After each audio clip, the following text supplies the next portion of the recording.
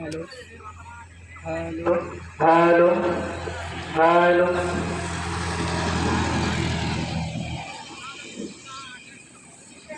अल्हम्दुलिल्लाह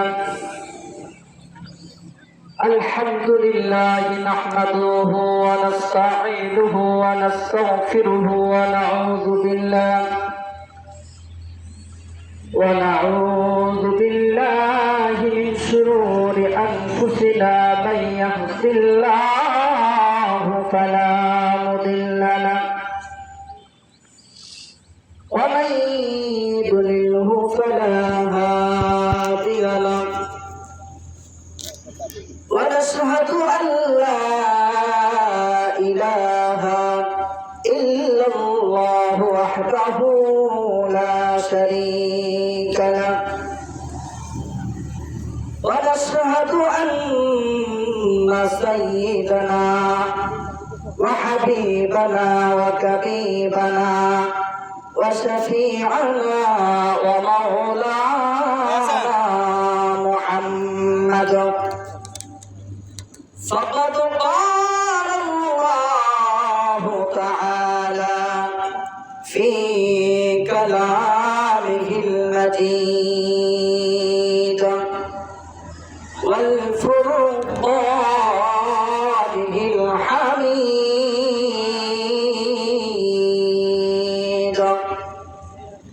আমার সাথে সবাই মহব্বতের সাথে পড়েন أعوذ بالله من الشيطان الرجيم بسم الله الرحمن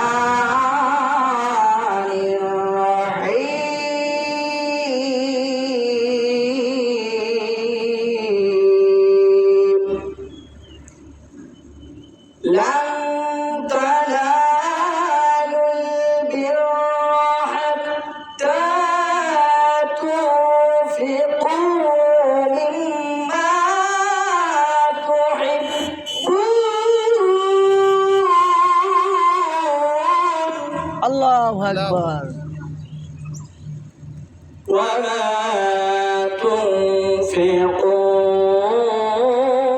من شيء فإن الله به عليم.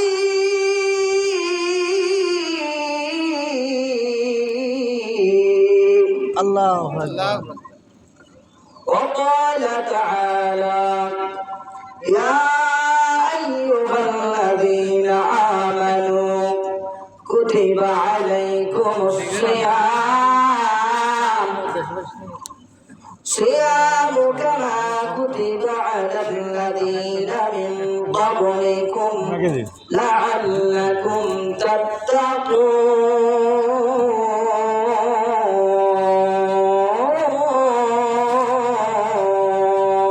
الله أكبر. صدق الله العظيم وصدق على رسوله النبي الكريم ونحن على ذلكم من الشاهدين والشاكرين والحمد لله رب العالمين.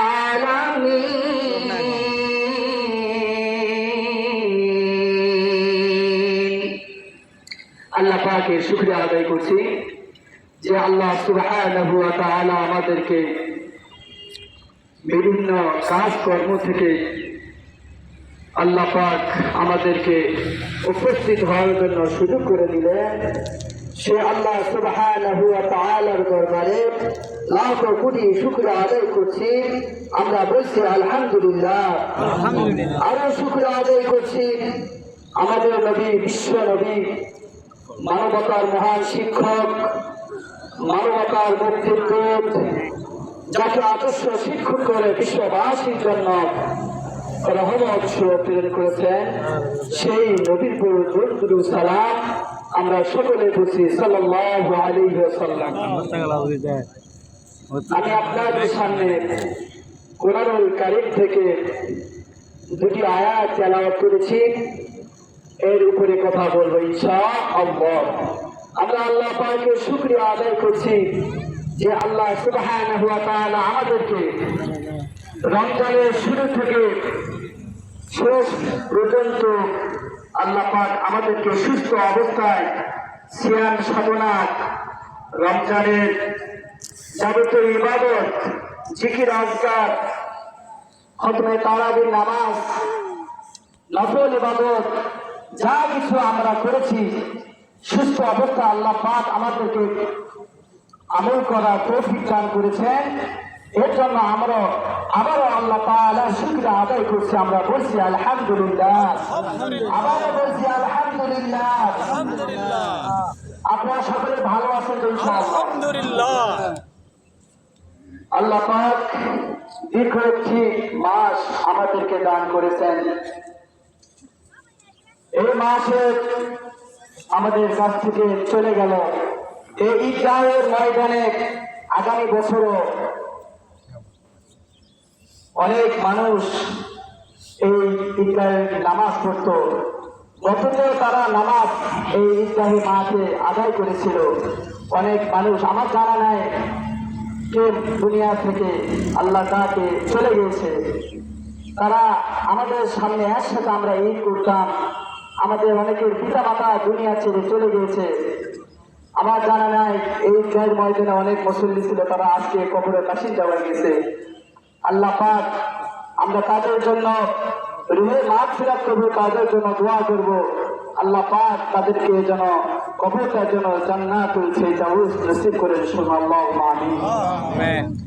আর আমরা আল্লাহ পাকের কাছে দোয়া করব, হে আল্লাহ, আমার যতক্ষণ পর্যন্ত গুনাহ মাফ না হয়েছে ততক্ষণ পর্যন্ত রমজান মাস আমাদেরকে দিতেই থাকো, ঠিক কিনা বলেন? ঠিক। আল্লাহর নবী, বিশ্ব নবী জনাবে মুহাম্মদুর রাসূলুল্লাহ, সবাই বলেন সাল্লাল্লাহু আলাইহি ওয়াসাল্লাম, তিনি বলেছেন, আল্লাহর নবী, বিশ্ব নবী, মানবতার নবী, তিনি তার সাহাবীদেরকে লক্ষ্য করে বলেছেন, ও আমার সাহাবীরা, রমজান মাস পাইল অথচ গুনাহ কথা মাফ করতে পারলো না, এর মতো হতভাগ্যা বান্দা আল্লাহর জমিনে আর কেউ নাই।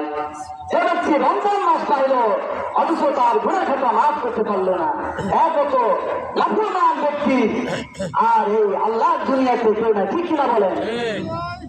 রমজান মাস আসলো অথচ রোজা থাকে না, নানান অজুহাত দিয়ে,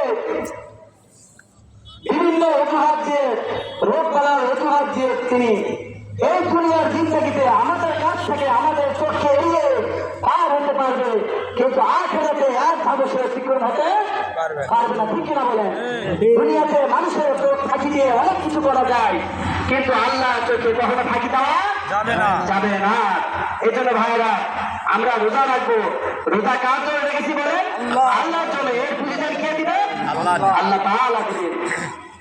হাদিস শরীফে বলা হয়েছে, আল্লাহর নবী, বিশ্ব নবী জনাবে মুহাম্মদুর রাসূলুল্লাহ, সবাই বলেন সাল্লাল্লাহু আলাইহি ওয়াসাল্লাম, যে ব্যক্তি সারা মাস রোজা রাখার পরে ঈদের দিন যখন আসে, আল্লাহ সুবহানাহু ওয়া তাআলা ফেরেশতাদেরকে ডেকে বললেন, ও ফেরেশতারা, তোমরা ওই ঈদগাহের ময়দানে চলে যাও, জমিনের মধ্যে চলে যাও। আল্লাহর নবী, বিশ্ব নবী জনাবে মুহাম্মদুর রাসূলুল্লাহ, সবাই বলেন সাল্লাল্লাহু আলাইহি ওয়াসাল্লাম, ফেরেশতাদেরকে নির্দেশ দিলেন, ফেরেশতারা সকালবেলা বিভিন্ন জায়গায় মোড়ে মোড়ে দাঁড়িয়ে যায়, বলেন সুবহানাল্লাহ। ফেরেশতারা আমাদেরকে বলে, ও আল্লাহর বান্দা, তুমি তাড়াতাড়ি চলে যাও, ঈদগাহের ময়দানে যাও। আমরা ঈদগাহে যে আসি, আমাদেরকে ফেরেশতারা বলছে, তোমরা ঈদগাহে যাও, ওই রোজাদার ব্যক্তিদের সাথে যাও। আল্লাহ সুবহানাহু ওয়া তাআলা যারা সারা মাস রোজা রেখেছে, আল্লাহ পাক তাদেরকে আজকে পুরস্কার দেবে। সুবহানাল্লাহ। আজকে আল্লাহ তাআলা আমাদের কি করবেন? পুরস্কার দিবে। এটা কে ওয়াদা করেছেন? আল্লাহ তাআলা নিজে ওয়াদা করেছেন, আমি তোমাদেরকে পুরস্কার দান করব। আর আমরা যখন ঈদের মাঠে বাড়ি থেকে যখন আসি, ফেরেশতারা আমাদের জন্য আল্লাহ পাকের কাছে দোয়া করে থাকেন, বলেন সুবহানাল্লাহ। বাড়ি থেকে যখন আসি আমরা গুনাহ নিয়ে আসি, যখন ঈদের নামাজ শেষ হয়ে যাবে আল্লাহ সুবহানাহু ওয়া তাআলা ওয়াদা করেছেন ওই বান্দার সমস্ত গুনাহ খাতা গুনাহ মাফ করে দেব, বলেন সুবহানাল্লাহ। আমরা এখন গুনাহের মধ্যে আছি, যখন আমরা নামাজ শেষ করব আল্লাহ সুবহানাহু ওয়া তাআলা আমাদের গুনাহ খাতা কি করে দিবেন? মাফ করে দিবেন। ভাইরা আমার, মাফ করার পরে আমরা কি করব? আবার কি গুনাহে কাজ করে বলেন? শয়তানকে তো ছেড়ে দেওয়া হয়েছে, ঠিক কিনা বলেন? শয়তান চাইবে যে এক মাস যে ইবাদত করেছে এই ইবাদত গুলো কি হয়ে যায়? ধ্বংস হয়ে যায়। যখন না পা দুটার পর থেকে শুরু হয়ে যায়। এই অর্থ কি আনন্দ না? এই অর্থ আনন্দ। এই আনন্দ তাদের জন্য খুশি যারা গুনাহ খাতা মাফ করতে পারো। আমরা যখন গুনাহ খাতা মাফ করতে পারি আল্লাহ পাকের কাছে দোয়া করবো, আল্লাহ পাক আমাদের জন্য গুনাহ খাতাগুলো মাফ করে দেন। বলে শোন আল্লাহুম্মা আমিন। আমিন। ওয়া আলাইকুম আসসালাম।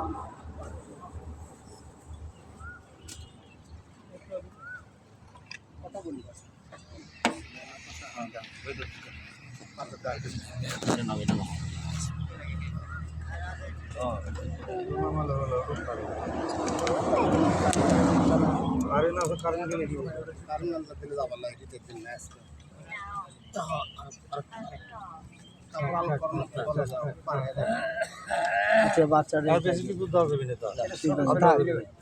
চল দিলি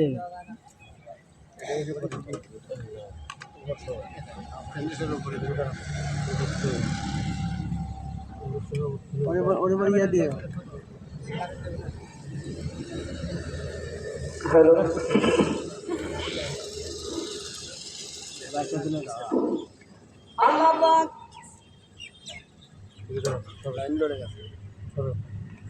আমি আর ওরে আসতে পারছি আল্লাহ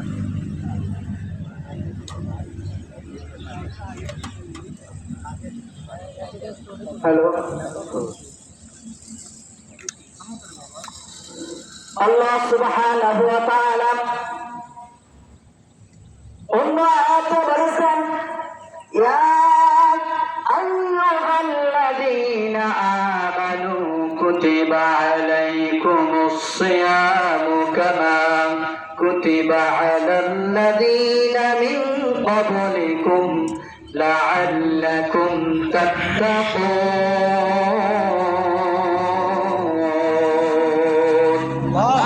আল্লাহু আকবার। আল্লাহ সুবহানাহু ওয়া তাআলা বলেন, হে ইমানদারগণ, হে বিশ্বাসীগণ, শরীর আমাদের আমি তোমাদের জন্য রমজানের রোজা ফরজ করেছি, শুধু তোমাদের উপর ফরজ করি নাই। আমরা মনে করতেছি যে আমাদের উপরে রমজানের রোজা ফরজ ছিল, তা নয়। কিন্তু অনেকে ধারণা থাকে শুধু কি উম্মতে মুহাম্মাদীর উপরে কি রমজানের রোজা ফরজ ছিল, তা নয়। কিন্তু এখানে আল্লাহ তাআলা বলছেন শুধু তোমাদের উপর আমি রমজানের রোজা ফরজ করি নাই, তোমাদের পূর্ববর্তী যত নবী রাসূল এসেছেন তাদের উপর আমি রমজানের রোজা ফরজ করেছিলাম, লাআল্লাকুম তাত্তাকুন, তোমরা যাতে পরহেজগার হতে পারো, তাকওয়া অর্জন করতে পারো। এই জন্য রমজানের রোজা আল্লাহ তাআলা কি করেছেন? ফরজ করেছেন। ভাইরা আমার, সময় খুবই কম। লাআল্লাকুম তাত্তাকুন, আল্লাহ তাআলা বলেছেন আমি রমজানের রোজা ফরজ করেছি তোমরা যাতে তাকওয়া অর্জন করতে পারো, পরহেজগার হতে পারো। এই জন্য রমজানের রোজা কি আল্লাহ তাআলা ফরজ করেছেন। তাকওয়া ব্যাখ্যা এভাবে আমরা দিতে পারি, যার অন্তরের মধ্যে আল্লাহ পাকের ভয় ভিতরে রয়েছে এই মানুষটি কখনো অন্যায় অবিচার জুলুম করতে পারে না। পারে কি বলেন? জি, আমি অপরাধ করতেছি, আমি দিনের বেলায় রোজা না থেকে খাচ্ছি, এটা কে দেখতেছে? আল্লাহ দেখতেছে। এই যে আমরা যে রোজা ছিলাম আমরা কার ভয়ে খাইনি বলেন? আল্লাহ পাকের ভয়ে তো আমরা খাইনি, আল্লাহ পাকের ভয়ে আমরা খাইনি। এই জন্য বলছেন যে একমাত্র মানুষকে খোদার ভিতরে বানাতে পারে, আল্লাহর ওলি বানাতে পারে যার ভিতরে আল্লাহ পাকের ভয় ভিতরে রয়েছে। এই জন্য আমরা আল্লাহ তাআলা এই জন্য রমজানের রোজা ফরজ করেছেন। আমার ভাইরা, এই ঈদের দিনের ফজিলত সম্পর্কে আমরা ঈদ মানে উদযাপন করি, খুশি খুশি আনন্দে উদযাপন করি, কিন্তু সাহাবা আজমাইন আপনারা সবাই শুনেছেন যে হযরত ওমর রাদিয়াল্লাহু তাআলা আনহুর নাম শুনেছেন অনেকেই। হযরত ওমর রাদিয়াল্লাহু তাআলা আনহু ঈদের দিনে তিনি হযরত ওমর রাদিয়াল্লাহু তাআলা আনহু খুশির আনন্দ সবাই ভাগাভাগি করে দিচ্ছে। হযরত ওমর রাদিয়াল্লাহু তাআলা আনহু তিনি দরজা বন্ধ করে দিয়ে দরজা ছিটকানি লাগিয়ে দিয়ে তিনি কান্নাকারি করতেছেন। ঈদগাহের ময়দানে সাহাবা আজমাইনেরা তারা চিন্তা করতেছেন, তারা বিভিন্ন খোঁজাখুঁজি করতেছে, আমিরুল মুমিনিন হযরত ওমর রাদিয়াল্লাহু তাআলা আনহু নাই। তার বাড়িতে গিয়ে হযরতে আবু হুরায়রা রাদিয়াল্লাহু তাআলা আনহু তার বাড়িতে দরজায় লক করলেন। লক করার পরে হযরত ওমর রাদিয়াল্লাহু তাআলা আনহু কান্নাকারি করতেছেন, আল্লাহ তাআলার কাছে অনুনয় বিনয় করতেছেন নিজের গুনাহের জন্য, আল্লাহ তাআলার কাছে কান্নাকারি করতেছেন। বলেন সুবহানাল্লাহ।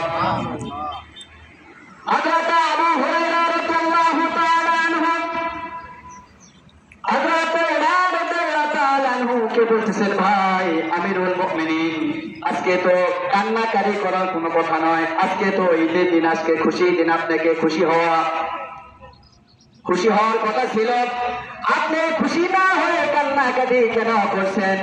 হযরত ওমর রাদিয়াল্লাহু তাআলা আনহু বলেন, ও আবু হুরায়রা রাদিয়াল্লাহু তাআলা আনহু, আমি এই জন্য কান্নাকাটি করতেছি, আল্লাহ সুবহানাহু ওয়া তাআলা আমার গুনাহগুলো মাফ করেছেন কিনা।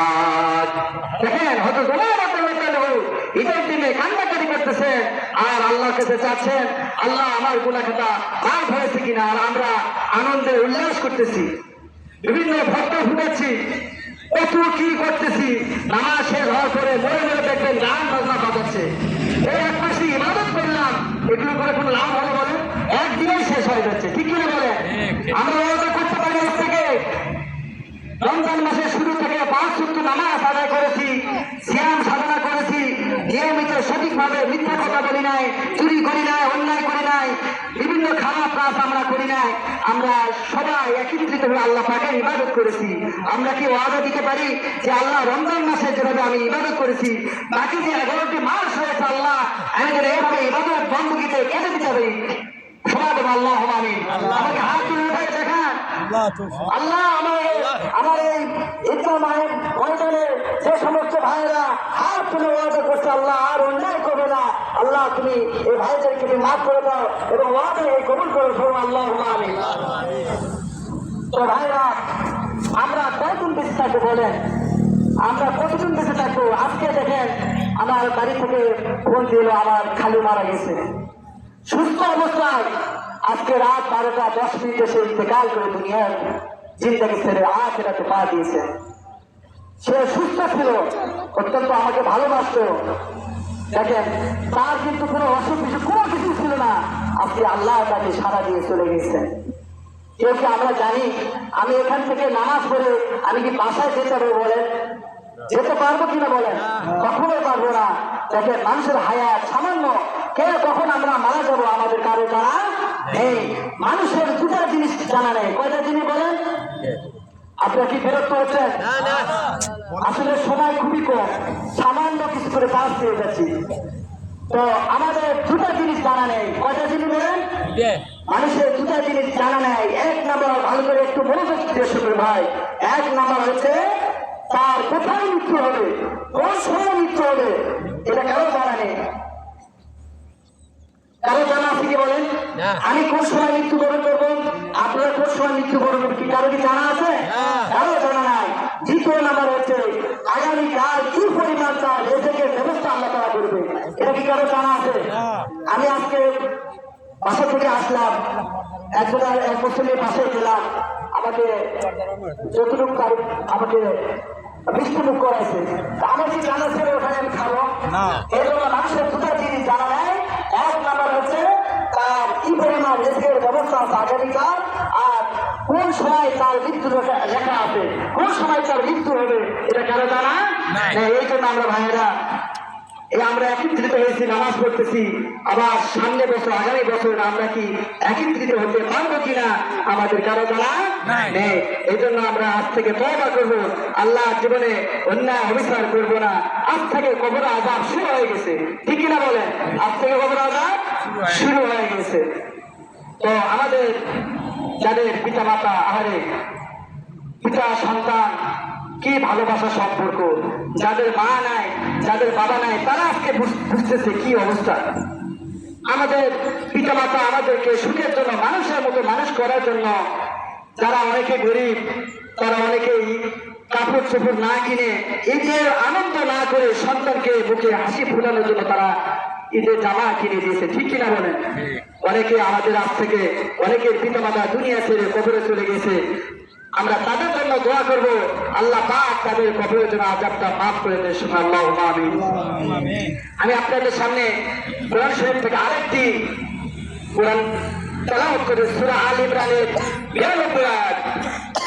আল্লাহ সুবহানাহু ওয়া তাআলা বলেন, লান তানালুল বিররা হাত্তা তুনফিকু মিম্মা তুহিব্বুন ওয়া মা তুনফিকু মিন শাইইন ফাইন্নাল্লাহা বিহি আলীম।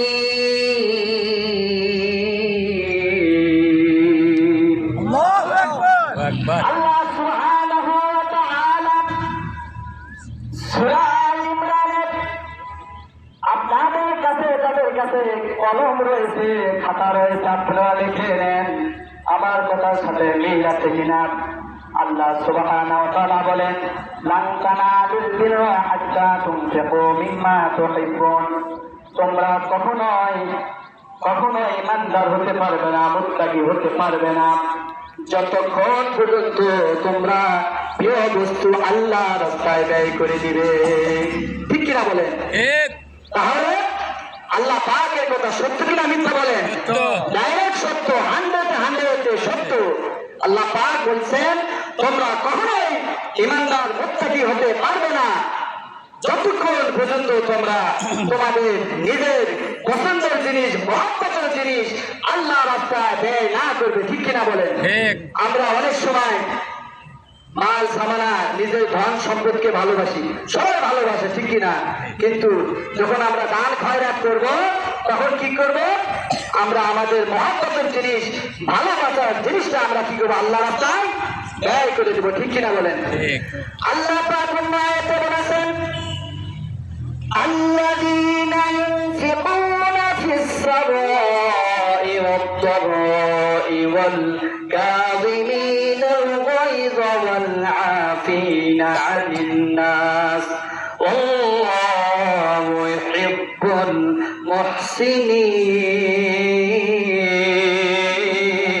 মুহসিনিন। আল্লাহ আল্লাহু আকবার।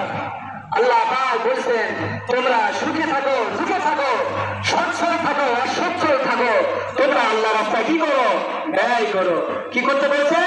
এই আমরা অনেক সময় অসুস্থ হয়ে পড়ি, আমরা মনে করতেছি যে দান খয়রাত মনে হয় শুধু গরিব ধনীরাই দান করবে, এই কথা আমরা বলি কিনা বলেন? এটা আমাদের ভুল ধারণা। শুধু কি ধনীরাই দান করবে, ঠিক বলেন? না। গরিবরা দান করবে না? সবচেয়ে বেশি গরিব ছিল হযরতে বেলাল রাদিয়াল্লাহু তাআলা আনহু। বেলাল রাদিয়াল্লাহু তাআলা নাম শুনেন আপনারা? হযরতে বেলাল রাদিয়াল্লাহু তাআলা আনহু তিনি এত গরিব ছিলেন, তিনি এক বেলা খাবেন আর এক বেলায় তিনি না খেয়ে থাকতেন। বলেন সুবহানাল্লাহ। তাহলে আমরা হাজার হাজার বছরের জন্য চেষ্টা করি, হাজার হাজার বছরের জন্য কি করি? চেষ্টা করি, অবৈধভাবে করি বা বৈধভাবে যেভাবেই করি, আমরা চেষ্টা করি আগামীকাল কি খাবো। কিন্তু হযরতে বেলাল রাদিয়াল্লাহু তাআলা আনহু, আল্লাহ নবী প্রিয় সাহাবী হযরত বেলাল দুপুরে খাবেন, খাওয়ার পরে তিনি রাতে কি খাবেন এই খাবারটা তার ছিল না। তিনি এত গরিব ছিলেন, তার মাত্র একটি বস্ত্র ছিল, তিনি একটি পরিধান ছিল, সেটা তিনি সবসময় পরতেন। সেই বেলাল রাদিয়াল্লাহু তাআলা আনহুকে আল্লাহর নবী বিশ্ব নবী জনাবে মুহাম্মদ রাসূলুল্লাহ সবাই বলেন সাল্লাল্লাহু আলাইহি সাল্লাম বেলাল রাদিয়াল্লাহু তাআলা আনহুকে বললেন ও বেলাল তুমি আল্লাহ চাই দান করো সুবহানাল্লাহ বলেন হযরত বেলাল রাদিয়াল্লাহু তাআলা আনহু বললেন ইয়া রাসূলুল্লাহ সাল্লাল্লাহু আলাইহি ওয়াসাল্লাম আমি এমন অভাবী আমার কাছে একটি পরনের কাপড় ছাড়া আমার কাছে কিছু নাই বলেন সুবহানাল্লাহ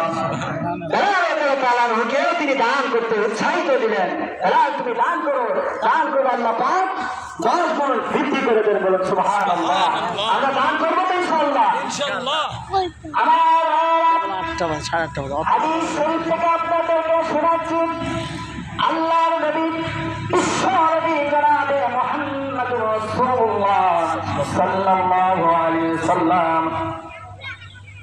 একজন ভিখারি এসে বলতেছে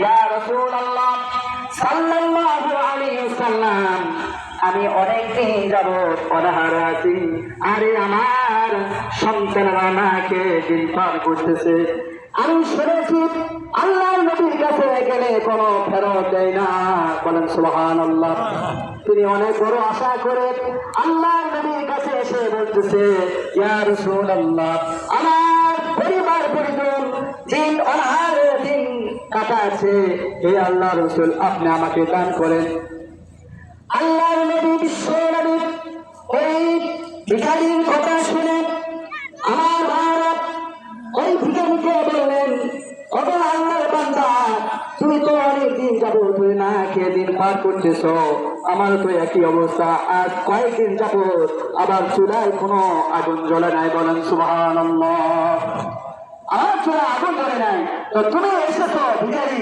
আমি তোমাকে না করতে পারি না বলেন সুবহানাল্লাহ আল্লাহর নবী বিশ্ব নবী বন্ধ করে দিন ভিখারিকে বললেন ও ভিখারি তোমাকে আমি একটা পরামর্শ দিতে পারি আর সাহাবী জুন্নুরাইন হযরত উসমান রাদিয়াল্লাহু তাআলা এর কাছে যান বলেন সুবহানাল্লাহ উসমান